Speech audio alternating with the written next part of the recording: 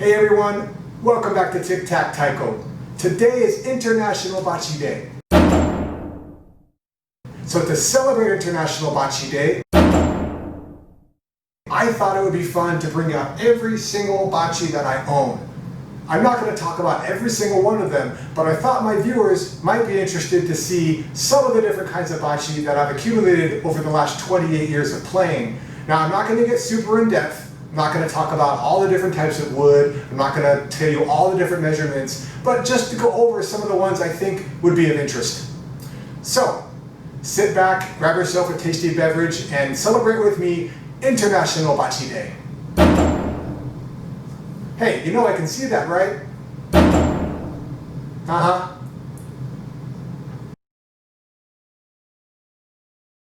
So up first, I call these my workhorse bachi. These are the bachi that I'm using more than any other bachi, whether it's at a festival or a concert. These bachi get the most amount of use. We'll start with my regular bachi. These are the bachi that I'm going to be playing Taiko with, or any sort of nagado Taiko, which is your typical Taiko drum, if you will.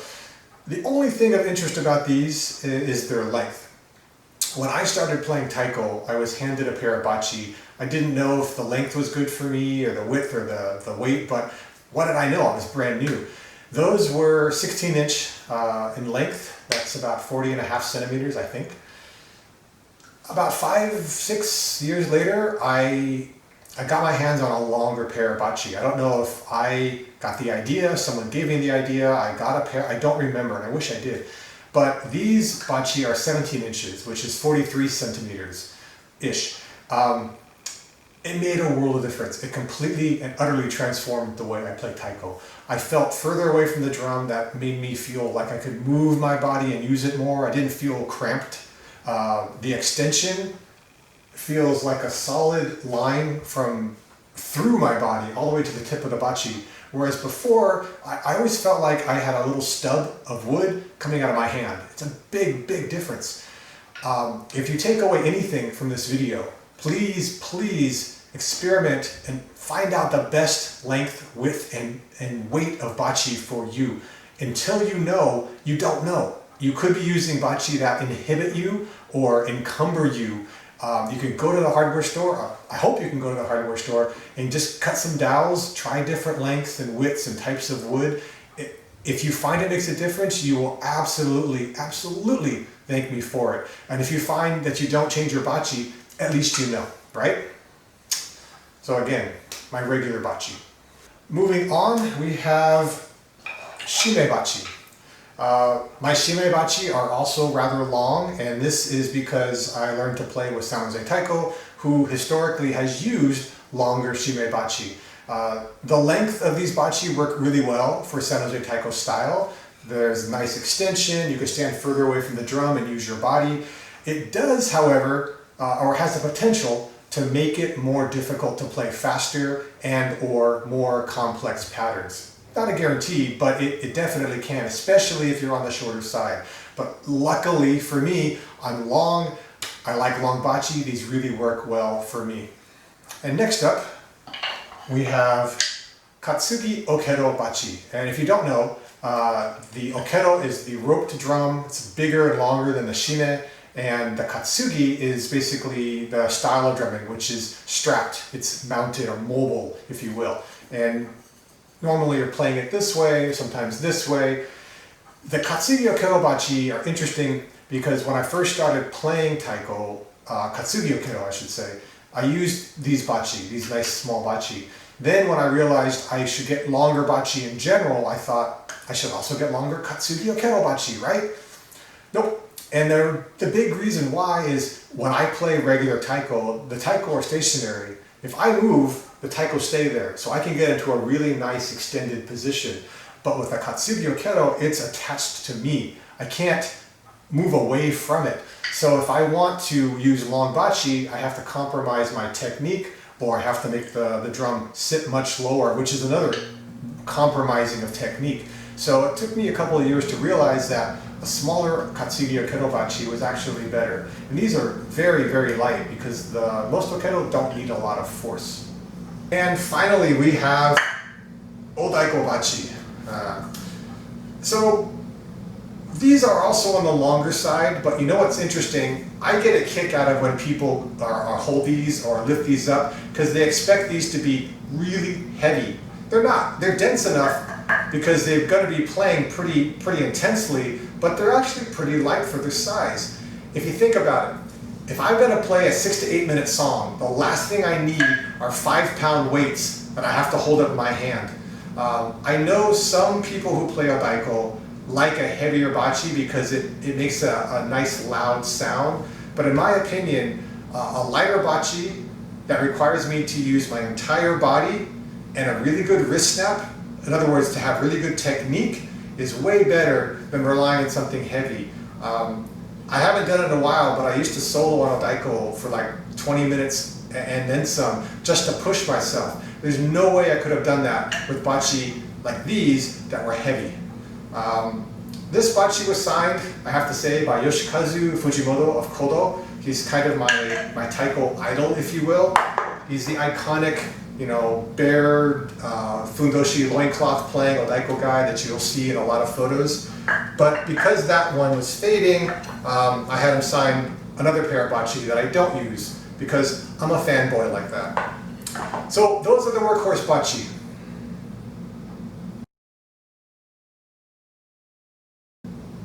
So, as the name implies, specialty bachi are used for specialized purposes, maybe a particular circumstance or one particular song. We'll start with, I call these okedo bachi, even though they may not look like it. For the smaller okedo, these are the ones that I'm using. The larger ones are good for, well, surprise, the larger okedo, whether it's played vertically, like you would play a chudaiko, or katsuri style, where it's strapped. These are shorter, thicker, and lighter, not as dense, which allows for still good penetration, but not so much weight that you're doing damage to the drum. I've also used these when I have, say, like a bigger chudaiko and a shime. This will get you the penetration of the shime, of the chudaiko, but you can still have a good strike on the shime if you're not hitting too hard. It won't damage the bachi and you'll still get a nice sound. So it's nice to use something like this for two different kinds of drums. Next up, kulintang bachi. Very specialized bachi because they're only used on one particular instrument, the kulintang. This is a Filipino percussion instrument. You'll see metal discs with a dome on top, and that's called the bass. And you're using these bachi to strike the bass. The arrangement is large to small, which is low to high. It's in a scale, definitely not a Western scale. These bachi are very, very light, very easily splintered. And the technique that you're using is not what I was used to in Taiko, and most of us are used to. It's much more of a gliding, bouncing over technique, going back and forth. I practice the kulintang more than any other instrument, more than any other part, because the technique is so different, and I wanted to be competent enough to feel like I could go on stage and perform the kulintang. So again, kulintang bachi. And no, I have no idea what kind of wood these are, but they're very, very light. Bundles. I don't know if there's an official name for this kind of bachi, but I call them bundles because they are bundled sticks together. That's it, they're bundles. They have actual names depending on the brand. These are roots, R-U-T-E, and these are thunder rods. Come on, thunder rod is a cool name compared to root. Anyways, you get wrapped sticks with different materials, and depending on the bundle, you might be able to even adjust how tight you get your bundles bundled. So you can have a tighter or a looser amount of sticks. I find these to be really, really fun on smaller drums, sometimes on shime, but really, really nice on the okedo, because the thinner skin of the okedo allows you to hear the differences in texture between something like this and something like this. Okay, up next, what do we have? Oh yes, these are shumoku. They are some kind of bone or antlers and a bamboo slat. They're often used on the kane, which is essentially a metal disc, often held in the hand, played like this. I don't have a kane, but I have a pair of shimoku. I do not know why, but there you go. Next up, takebachi. Takebachi are essentially bamboo slats. They're bamboo, so they're very durable, and the technique is playing really hard on the head of the drum. So you're not hitting at an angle, you're hitting flat.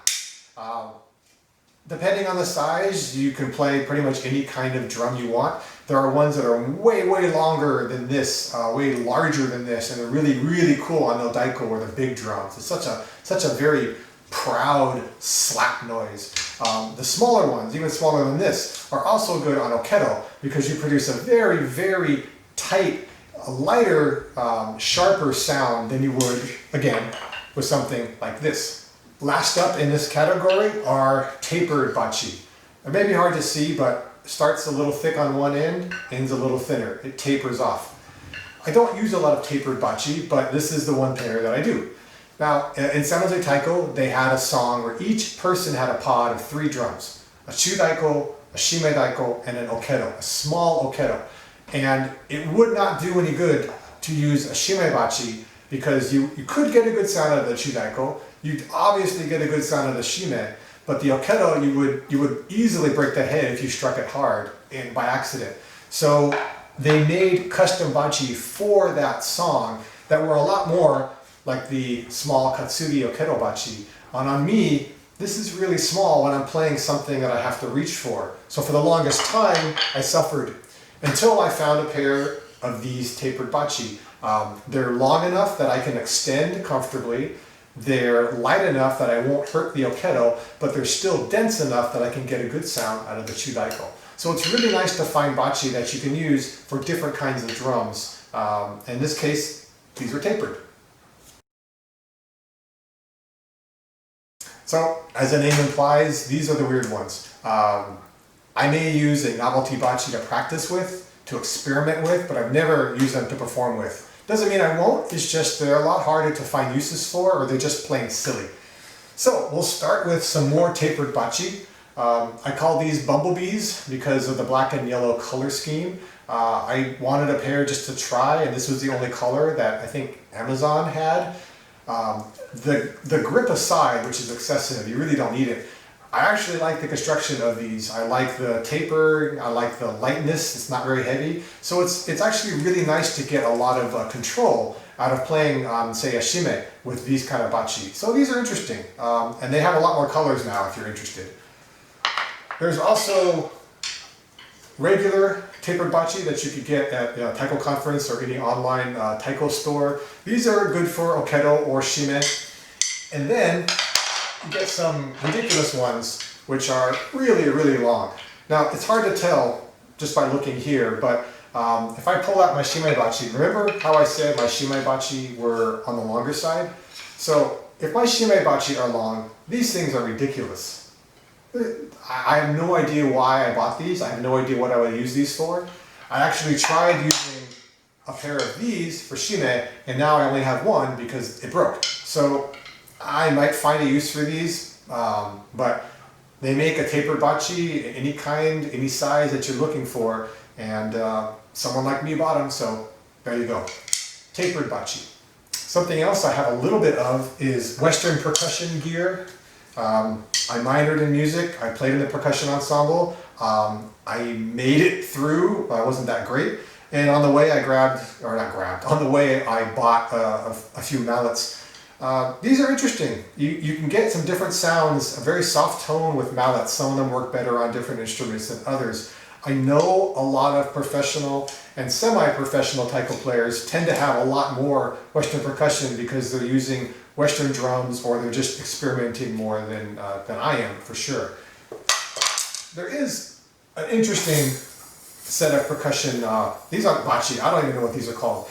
So my percussion teacher owned a store for a while. He took the handles that you might find on a brush, a jazz brush for like a snare. He took the snares, the wires that go underneath a snare drum, and he attached them to the handle. I don't know if these have a name. Oh, they do have a name. Swisher. They're swishers. First time I actually seen that, or that I remember. I've never found a use for these, but in pulling these out of hibernation for this video, I actually started goofing around in some of the drums. I've got some ideas, they've got some potential, but it's very weird. So who knows, you might see these in the future. And then we have lit bachi. They're not quite glow-in-the-dark bachi. There's only a couple of these that have battery life. Like, I think you can see that, right? When you hit it, it comes on. I had all these really cool ideas about playing something in the dark. I never really went far with it because the plastic body of these is too delicate to play on a shime, but it might work on okedo, it might work on something else. Who knows, down the road I might come up with some ideas. I'll just need to replace the batteries. I have seen LED bachis that glow in the dark just constantly. You know, it's been 20 years since I got these. So who knows, there could be some really interesting things done with the technology available to us now, but those might make a comeback. And finally, we have Pulis sticks. I don't know if I'm saying it right, but that's what it says on here, Pulis. These are hilarious, okay? They're essentially like my bundles, but they're hilarious. It's bamboo held together with rubber, I think. I've sanded the very tips so that it won't scratch any heads, but I've never really been able to find a use for this in a composition. It makes a nice slap. Visually, it's very distinctive, but it's ridiculous. So who knows? Maybe someday I'll find a use for this, but you know what? Occasionally it's fun to pull this out and just play and not worry about it. Right now, the best two things that these do is a Wolverine impression, and they make a really cool swishy noise. But aside from that, I haven't found a good use yet. Well, here we are at the end of a short tour through my Bachi library. I hope you enjoyed it. It was a little different. I had fun. As you can see, there's a lot more bachi here I didn't talk about, but to be honest, they're really just variations of the bachi I've already talked about. And I'll say it again, you owe it to yourself to try different kinds of bachi to find out what works best for you. More length, less width, different wood. You don't know what's really going to be good for you until you've experimented. So please, for your own sake, try different bachi. All right. Until next time, keep practicing and be well.